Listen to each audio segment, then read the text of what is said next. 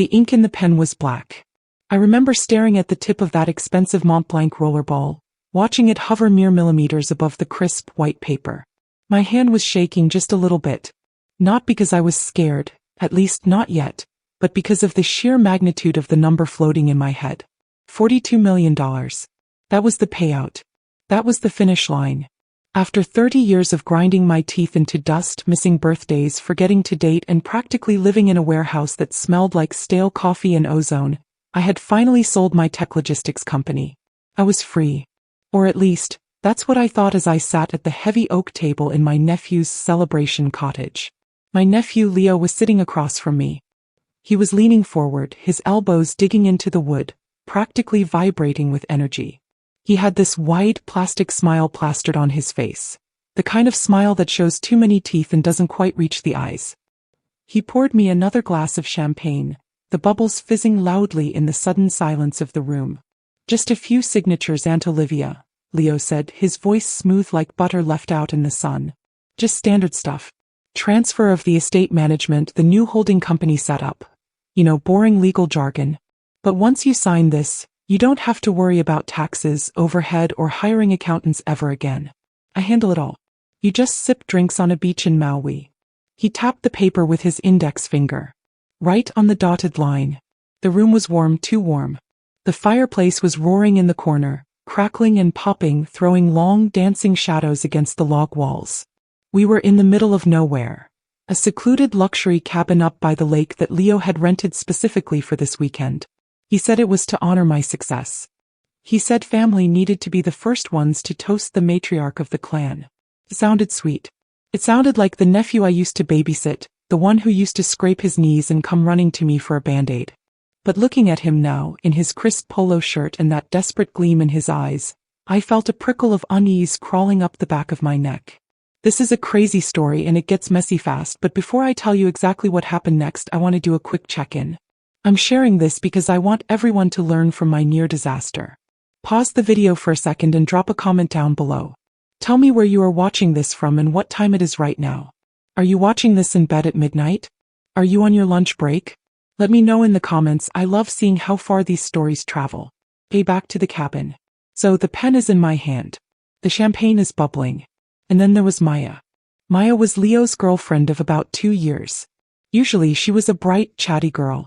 She worked in graphic design, had a great sense of humor, and always asked me questions about my business. I liked her. Honestly, I liked her more than I liked Leo half the time. But tonight Maya was a ghost. She was sitting at the far end of the table, nursing a glass of water. She hadn't touched her food. She hadn't said a word since we sat down for dinner. Every time I looked at her, she looked away. She was staring at the tablecloth, tracing patterns with her fingernail. She looked pale, like she was about to be sick. Maya, honey, are you okay? I asked, lowering the pen for a second. Leo cut in immediately, his voice a little sharper this time. She's fine, Aunt Olivia. Just a headache. The altitude, He just needs some rest. But let's get this done so we can all relax, yeah? The notary is coming by in the morning to pick these up, so we need them signed tonight. Right, I muttered. Tonight. I looked back down at the document. The Olivia Vance Revocable Trust Asset Management Agreement. It looked standard. It looked exactly like the papers my lawyers had drafted weeks ago. Leo had offered to print them out and bring them up here to save time. He was being so helpful. So incredibly helpful. I adjusted my glasses and brought the pen tip down again. Buzz. My phone vibrated in the pocket of my cardigan. I ignored it. I was about to sign away control of $42 million. I wasn't going to check a notification. Buzz. Buzz. It vibrated again. Insistent. Urgent. Leo noticed my hesitation. Everything okay? Just my phone, I said, forcing a chuckle. Probably the realtors blowing me up about that villa in Italy I looked at. Ignore it, Leo said, and for the first time, I heard a crack in his smooth demeanor. He sounded impatient. Just sign, Auntie. Come on. The champagne is getting warm. Something about that tone, that tiny sliver of entitlement, made me pause. I pulled the phone out of my pocket, keeping it below the table edge. I just wanted to silence it. I glanced at the screen. It was a text message. From a number I didn't have saved, but the preview showed the sender's name because we were in the same room, connected to the same Wi-Fi network sharing contacts.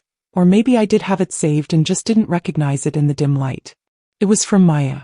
My heart stopped. I looked up at her. She was still staring at the tablecloth, but her hands were clenched so tight around her napkin that her knuckles were white. She wasn't looking at me, but her body was stiff as a board. I looked back down at the phone. I unlocked it with my thumb, keeping the screen dim. The message was short. 3 words. Check page 7. My blood turned to ice. I looked at the stack of papers in front of me. I was currently on page 1, the signature page for the preamble. The document was thick, maybe 20 pages of dense legal text. Is it important? Leo asked, leaning so far over the table he was practically breathing my air. No, I lied, my voice sounding surprisingly steady given that my heart was hammering against my ribs like a trapped bird. Just spam. You know how it is. I slipped the phone back into my pocket. I gripped the pen tighter. Well, Leo gestured to the signature line. Actually, I said, setting the pen down on the table with a deliberate clack. I think I need another drink before I sign this. My throat is a little dry. Leo's eye twitched. Just a tiny spasm beneath his left eye. Aunt Olivia, we really should just... Leo, I said, putting on my best CO voice, the one that made grown men in boardrooms sit down and shut up. Pour me a glass of water. Please. He stared at me for a second, his jaw tight. Then he forced that smile back onto his face. Of course. Anything for you. He got up and walked to the kitchen area. As soon as his back was turned, I flipped the document.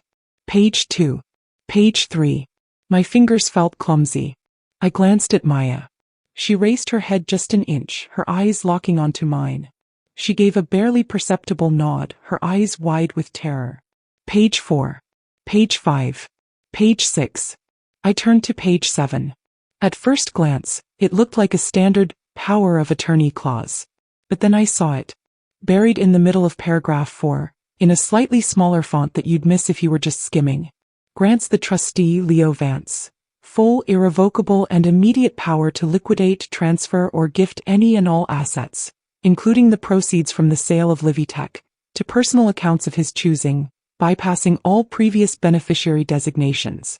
I felt like I'd been punched in the gut. This wasn't an asset management agreement. This was a robbery. He wasn't helping me manage my money. He was tricking me into gifting it to him. All of it. Immediately. Leo turned around from the fridge, a glass of water in his hand. Here you go, Auntie. I slammed the booklet shut before he could see what page I was on. I looked at him, really looked at him, and for the first time I didn't see my sweet nephew. I saw a shark circling a lifeboat. Thanks, I said, taking the water. My hand was steady now. The fear was gone, replaced by a cold, hard rage. I wasn't going to sign. But I was stuck in a cabin in the woods with him, and if he knew that I knew, I wasn't sure what he would do. To understand why I was sitting in that cabin with a pen in my hand, ready to sign away my life's work, you have to understand where I came from. And more importantly, you have to understand Leo. Let's rewind a bit.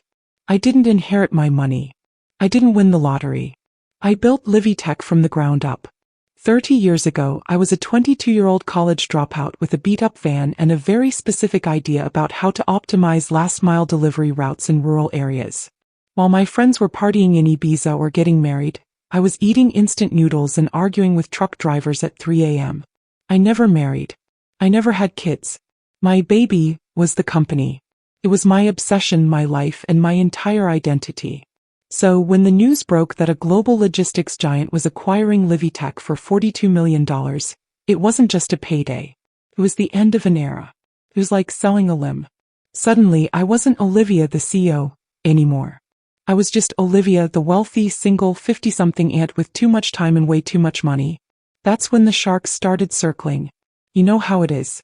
Cousins I hadn't spoken to in a decade suddenly needed money for emergency surgeries or sure-thing investments. But Leo was different. Or so I thought. Leo is my older sister's son.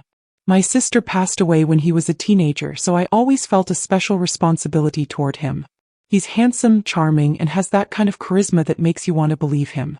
But professionally, Leo was a disaster. He bounced from one get-rich-quick scheme to another. First, it was a dropshipping business that sold cheap sunglasses. Then it was some cryptocurrency scam that imploded. Then it was a luxury car rental service that didn't actually own any cars. Despite his track record, he always showed up for Sunday dinner wearing a tailored suit talking big game. He treated me like I was royalty. "Aunt Olivia," he'd say, "you work too hard. You need to let the younger generation shoulder the burden." When the sale of my company was announced, Leo didn't ask for money. Not directly. That was his genius. Instead, he offered to protect me. He came over to my house the day after the press release. He brought flowers and my favorite takeout. He sat me down and told me how worried he was. "These investors are going to try to lowball you on the closing costs," he said, looking very serious. "And the tax implications? Auntie, if you don't structure this right, the government will take half. You need a family office.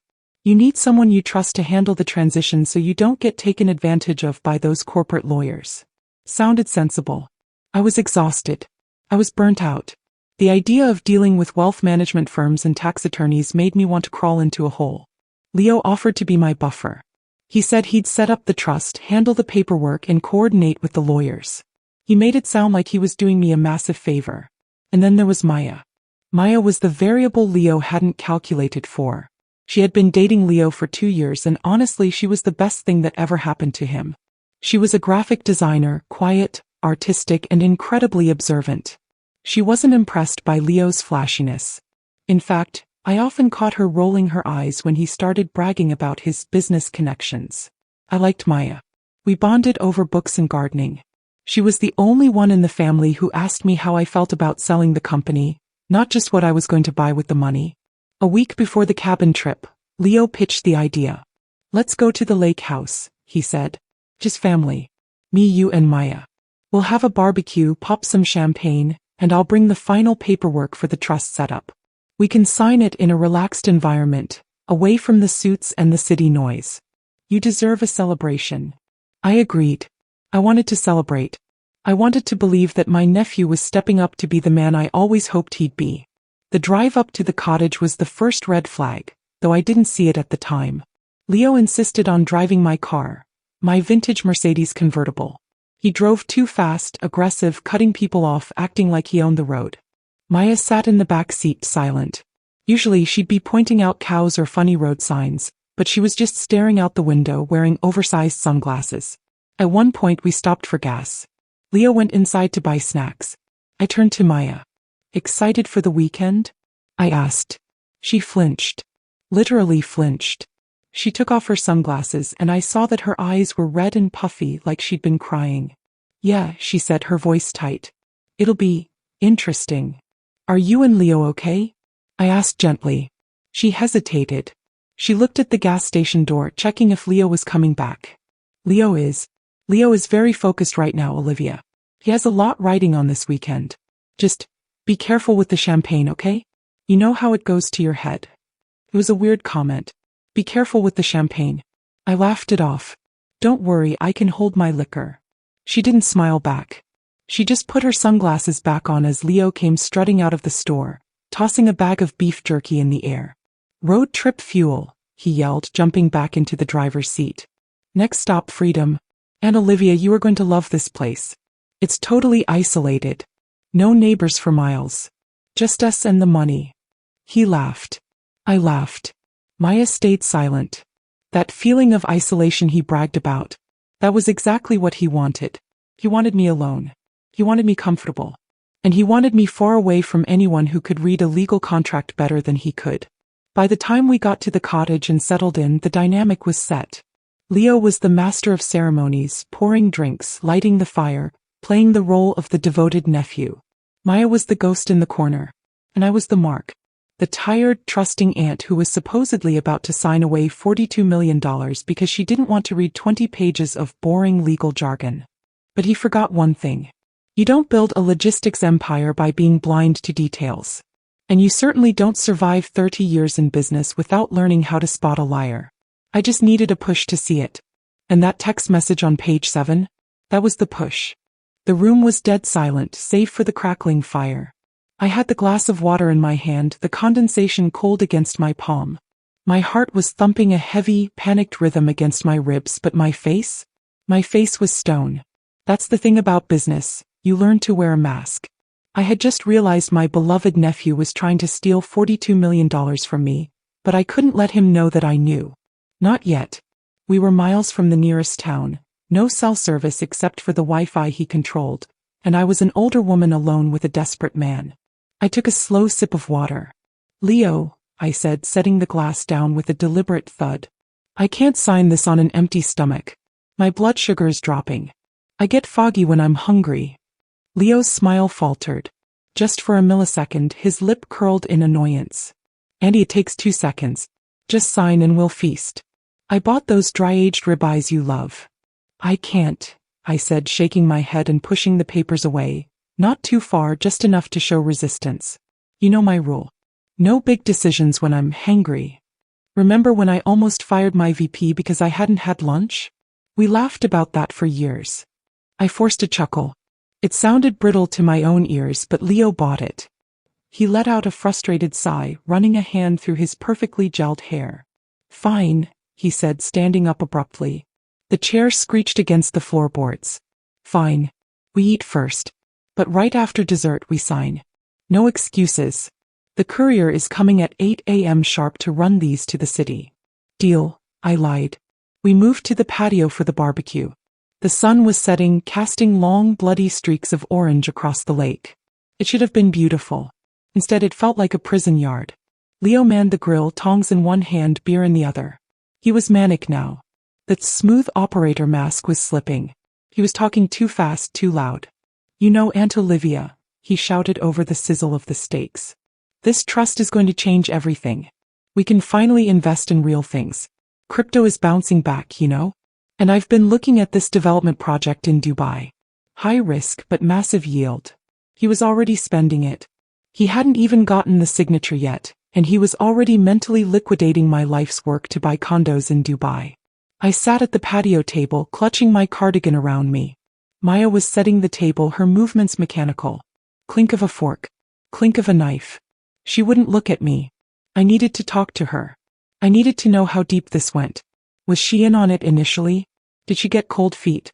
Or was she a victim too? Maya, I said softly. Leo was distracted by a flare-up on the grill. She froze. Can you help me get the salad from the kitchen? I asked. My knees are acting up. She hesitated, glancing at Leo's back. Sure, she whispered. We walked into the kitchen.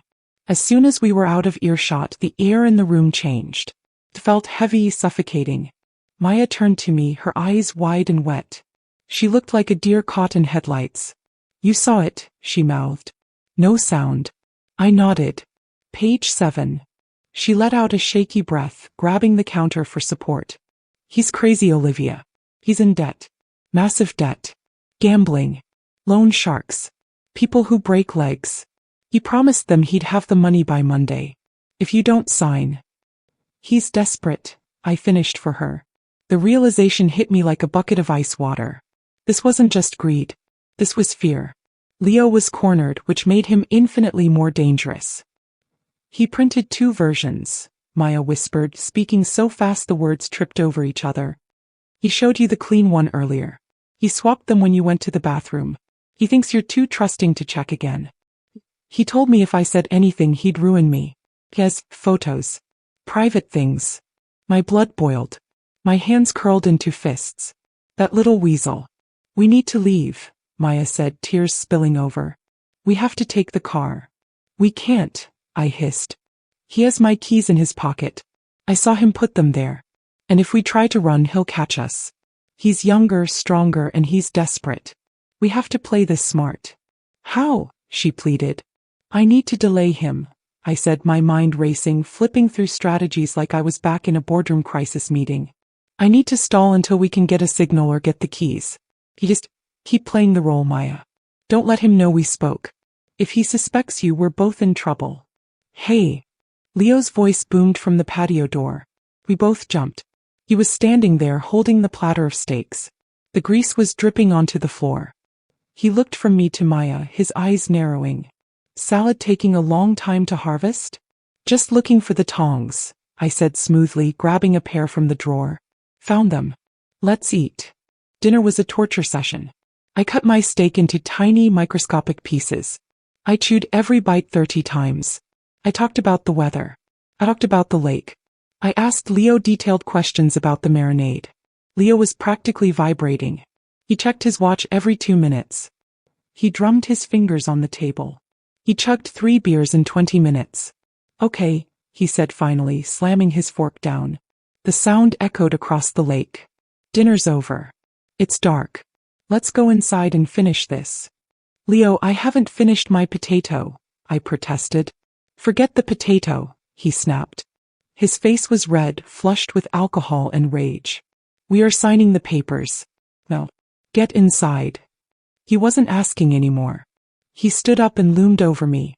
The loving nephew was gone. This was a man who owed money to dangerous people, and I was the only thing standing between him and survival. I stood up slowly. My legs felt weak, but I forced myself to walk upright. I walked back into the cottage, toward the table where the papers lay waiting like a loaded gun. Sit, Leo commanded. I sat. He uncapped the pen and shoved it into my hand. Sign, he said. Page 20. The last page. That's all I need. I looked at the paper. I looked at Maya, who was cowering by the fireplace. I looked at Leo. I needed one more delay. One big one. Oh no, I said, patting my pockets dramatically. Oh, for heaven's sake. What? Leo barked. My reading glasses, I said, squinting at the page. I must have left them in the car. I can't see the signature line, Leo. It's all a blur. I can't sign what I can't see. It was a gamble. A stupid, simple gamble. Leo stared at me. He looked like he wanted to scream. He looked like he wanted to grab my hand and force the pen across the page. But he took a deep breath. I'll get them, he growled. Give me the keys. I don't have them, I said. You have them. Remember? You drove. He patted his pockets. He froze. A look of confusion crossed his face. Then panic. He checked his back pockets. Nothing. He checked his shirt pocket. Nothing. I had them. He muttered. I had them right here. He didn't have them. Because while he was grilling and while I was looking for tongs, I hadn't just been talking to Maya.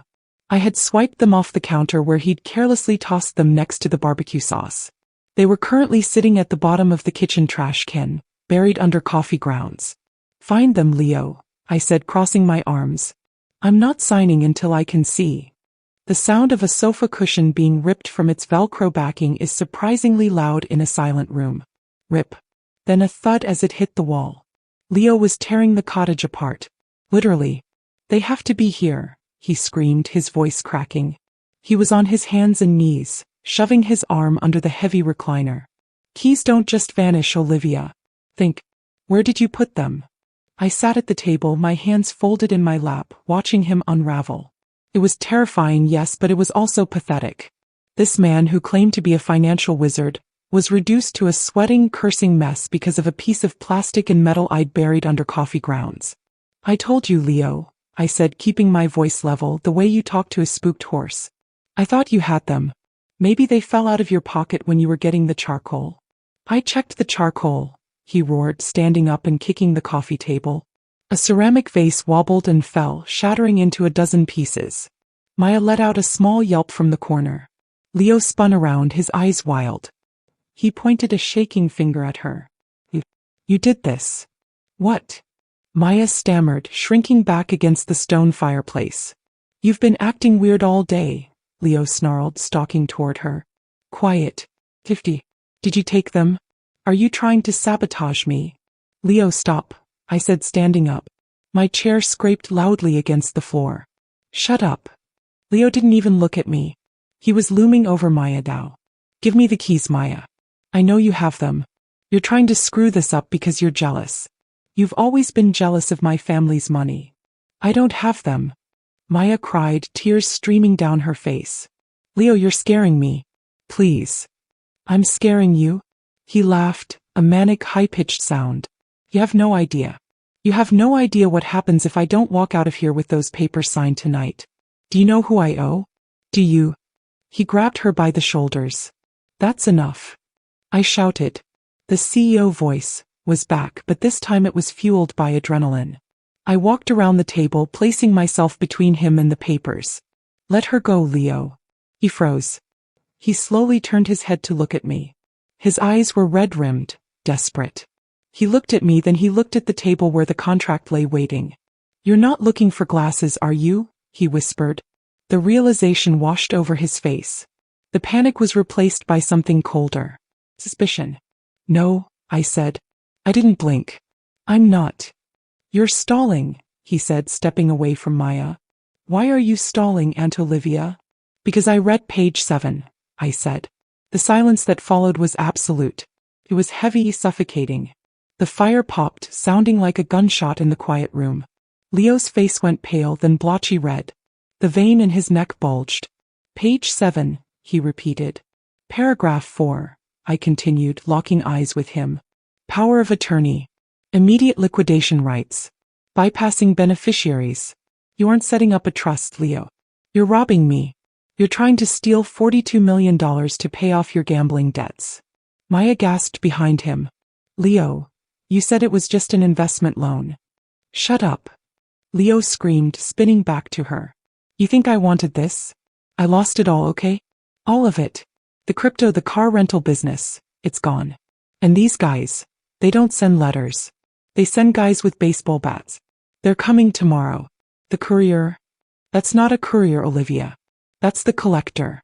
If I don't hand him that signed deed, I'm dead. Literally dead." He looked back at me, his hands trembling.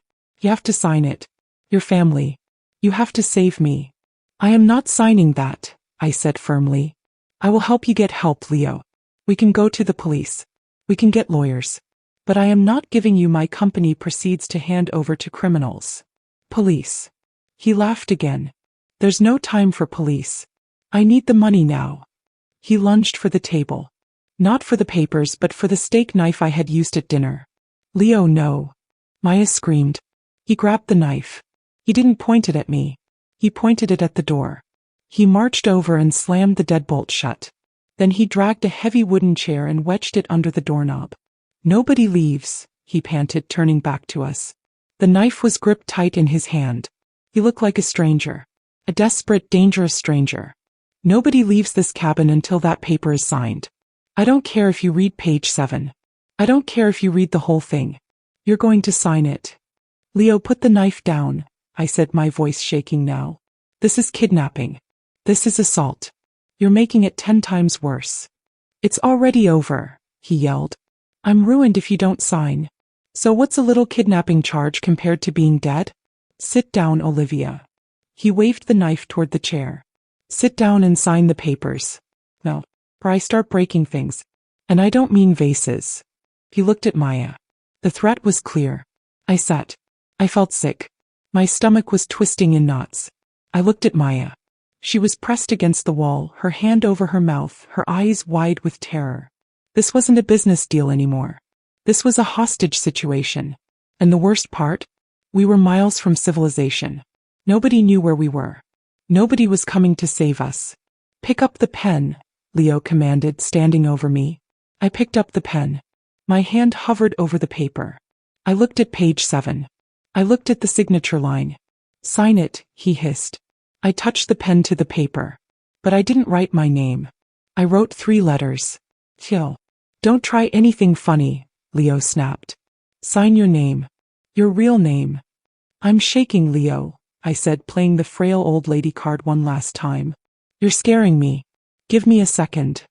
"You have 3 seconds, he said. 1, 2. Suddenly, a loud, jarring sound cut through the tension. It wasn't a siren. It wasn't a knock at the door. It was the ding of a microwave. Leo jumped, spinning toward the kitchen. What the hell was that? We hadn't used the microwave. Maya's eyes met mine. A tiny flicker of hope sparked in them. She had been standing near the smart home hub on the counter earlier. I set a timer," Maya whispered, her voice trembling. "For the pie. I forgot." "The pie." Leo looked confused. "We didn't make a pie. I put it in before dinner," she lied. "To warm it up." Leo stared at the microwave. For a split second, his attention was divided. He took a step toward the kitchen to check. And that was the mistake. Leo stared at the spinning glass plate inside the microwave. It was empty. No pie. No steam. just the cold, yellow light of the appliance humming in the silence. "There's nothing in here," he whispered, his voice trembling with confusion. He spun around, his eyes locking onto Maya with murderous intent. You're trying to..." Bam, bam, bam. 3 massive, thunderous knocks shook the front door. The wooden chair wedged under the knob rattled against the floorboards. Leo froze. The knife lowered slightly. "Courier," a deep, muffled voice shouted from outside. "Package pickup for Mr. Vance." A wave of relief washed over Leo's face, so intense it looked painful. His shoulders dropped. He let out a hysterical, breathless laugh. "He's here. Oh, thank God. He's here." He turned to me, pointing the knife again, but with less aggression and more frantic urgency. "Sign it. Now. He's waiting. If I hand him this, I'm safe. Sign it, Aunt Olivia, and I swear I'll let you go. I'll never bother you again." I looked at the door. Then I looked at Maya. She wasn't looking at the door. She was looking at the floor, counting seconds. I looked back at the paper. I scribbled a signature. It wasn't my best, but it was ink on paper. "Done," I said, pushing the paper toward him. Leo snatched the document, scanning page 20 to check the signature. Yes. Yes. He grabbed the folder and ran to the door. He kicked the chair away. He slid the deadbolt back. He threw the door open wide, a triumphant grin plastered on his face. "Here it is," he yelled. "Signed and sealed. Tell the boss we're..." He stopped mid-sentence. Standing on the porch wasn't a courier. And it certainly wasn't a debt collector. It was 3 state troopers, hands resting on their holsters, blinding flashlights cutting through the dark living room. Behind them, the red and blue strobe of a silent patrol car bathed the trees in eerie light. "Leo Vance," the lead officer asked, his voice calm and authoritative. "Drop the knife. Hands in the air. Now."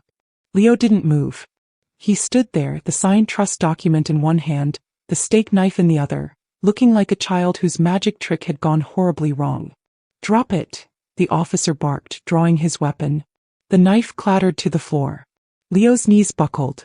I was just... It's a misunderstanding." As they cuffed him and read him his rights, dragging him out into the cool night air, I walked over to Maya. She was shaking, sliding down the wall until she hit the floor. I sat down next to her and wrapped my arm around her shoulders. "The microwave?" I asked softly. She nodded, wiping tears from her cheeks. "It wasn't a timer. The smart hub in the kitchen. It has a silent panic button feature for home security. I triggered it when I went to get the pie. The microwave beep was just the system confirming the signal was sent. She saved us. Not with a weapon, but with a button on a touchscreen. The aftermath was messy. It always is. The courier story Leo spun fell apart instantly. The police found his phone, his text to the loan sharks, and the detailed plan to liquidate my assets within 24 hours. But the real showdown happened a week later. I called a family meeting. Everyone was there. Cousins, aunts, uncles. They were all murmuring, confused about why Leo was in jail and why I looked so grim. I stood at the head of the dining table in my own home, the real one, not some rented cabin of horrors. I held up the document. The one Leo had tried to force me to sign. "You all think Leo is just a troubled boy who made a mistake," I said, my voice cutting through the chatter. "You think I should drop the charges. You think family comes first."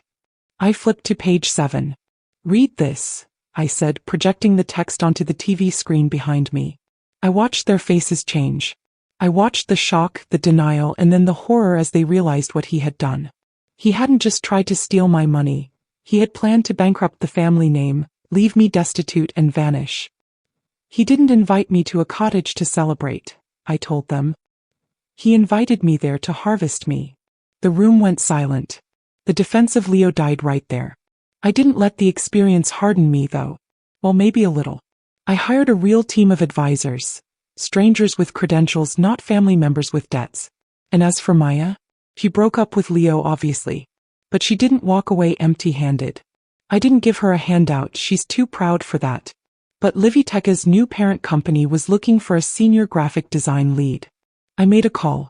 She got the interview on her own merit, but let's just say her portfolio got a very close look. He got the job. She's thriving now, free from Leo's shadow. I still have my $42 million. Safe. But every time I sign a document now, whether it's a multi-million-dollar investment or just a receipt for dinner, I do one thing. I check every single page. Especially page 7. Because the people who want to hurt you aren't always strangers in dark alleys. Sometimes they're the ones pouring your champagne, smiling across the table, waiting for you to blink. So lesson learned. Trust but verify. And if your gut tells you to check the paperwork, listen to it. It might just be worth $42 million. Thanks for watching. If you enjoyed this story and want more tales of revenge and justice, make sure to smash that like button and subscribe to the channel. And let me know in the comments, have you ever caught someone trying to scam you in the fine print? Drop your story below.